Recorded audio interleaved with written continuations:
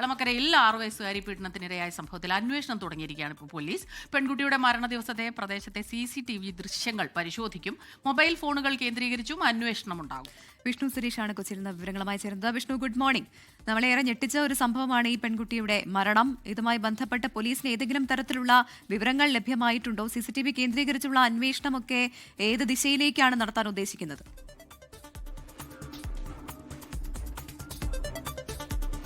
Smitha, good morning. വളരെ നടുക്കുന്ന വിവരങ്ങളാണ് ഇന്നലെ ആ പെൺകുട്ടിയുടെ പോസ്റ്റ്മോർട്ടം റിപ്പോർട്ടുമായി ബന്ധപ്പെട്ട് പുറത്തു വന്നത്. കഴിഞ്ഞ 1 വർഷമായി പെൺകുട്ടി പീഡനത്തിനിരയായി എന്നുള്ളതാണ് റിപ്പോർട്ടിലെ ഏറ്റവും പ്രധാനപ്പെട്ട കണ്ടെത്തൽ. മരിക്കുന്നതിന് തൊട്ട് മുമ്പ് വരെ പീഡിപ്പിക്കപ്പെട്ടു എന്നും ആ റിപ്പോർട്ടിൽ പറഞ്ഞിരുന്നു. പോലീസ് അതുമായി ബന്ധപ്പെട്ടുള്ള അന്വേഷണത്തിലേക്ക് കടന്നിരിക്കുകയാണ്.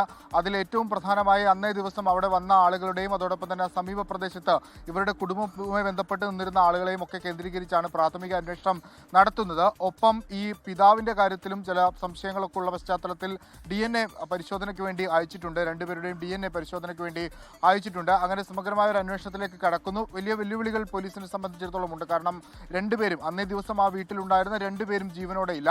അതുകൊണ്ട് സാഹചര്യ തെളിവുകളും അതോടൊപ്പം തന്നെ ഡിജിറ്റൽ തെളിവുകളും ഒക്കെയാണ് ഈ കേസിൽ ഏറെ നിർണായകമായി വരാൻ പോകുന്നത്. അത് കേന്ദ്രീകരിച്ചാണ് അന്വേഷണം മുന്നോട്ട് പോകുന്നത്. അമ്മയുടെ മൊഴി ഒരുപക്ഷെ വീണ്ടും എടുക്കാനുള്ള സാധ്യത നിലവിലുണ്ട്. കഴിഞ്ഞ ദിവസം ഈ പോസ്റ്റ്മോർട്ടം റിപ്പോർട്ടിന്റെ അടിസ്ഥാനത്തിൽ അമ്മയുടെ മൊഴി രേഖപ്പെടുത്തിയിരുന്നു. ഇതുമായി ബന്ധപ്പെട്ട് അത് കുട്ടി പീഡനത്തിനിരയായ എന്ന കാര്യം തനിക്കറിയില്ല എന്നാണ് അമ്മയുടെ മൊഴി.